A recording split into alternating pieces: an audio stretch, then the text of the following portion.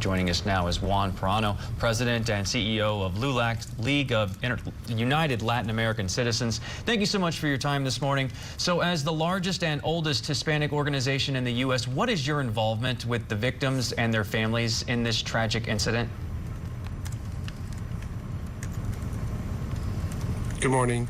Yes, we've been working directly with the families, primarily to provide them with support, both from a monetary perspective, having a fundraising campaign, and also support relative to, the concerns that they have regarding their families.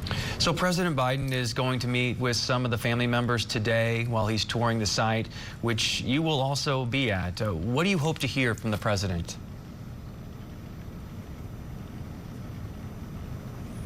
Yeah, I want to hear his, reaffirm his commitment, both to the Latino community, to Latino workers, to these construction workers, essential workers. I want to reaffirm that, he's going to be able to get Baltimore and the bridge back up and operational because it impacts not only the families and the victims here, but it also impacts the community as well.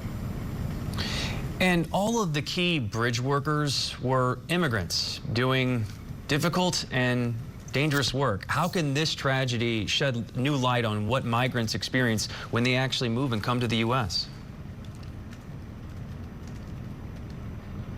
Yeah, that's a great question. We talked a lot about essential workers during COVID, but really since that time, that term really hasn't come up.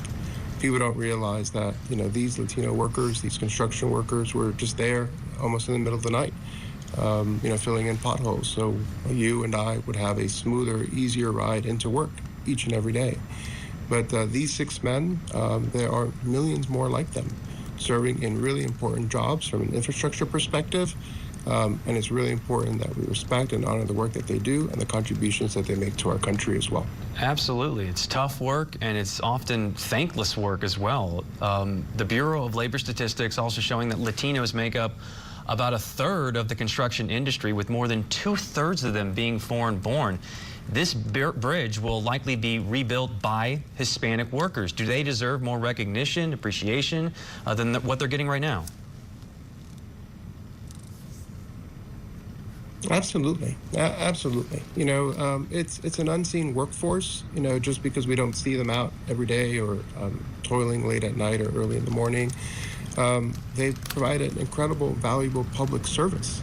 This country really can't operate without immigrants. Immigrants serve in so many different capacities, in so many different industries, not just the construction industry, but the hotel and hospitality industry, in the healthcare industry as well. And so I certainly believe that Latinos deserve much more credit for the work that they do. I'm curious your thoughts on the narrative about undocumented immigrants, how they are portrayed in the media sometimes. We hear stories about the violence being committed by an undocumented immigrant.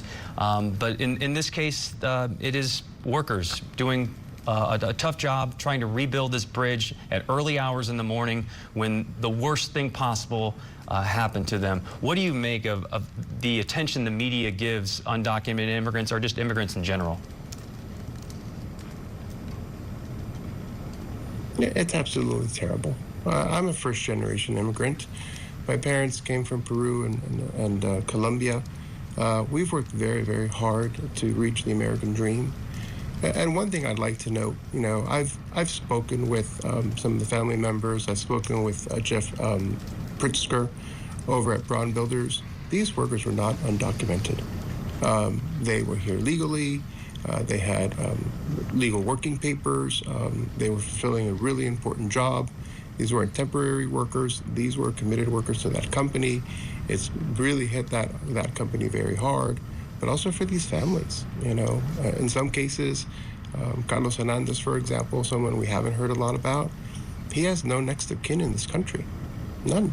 No brothers, no sisters, no mother, no father.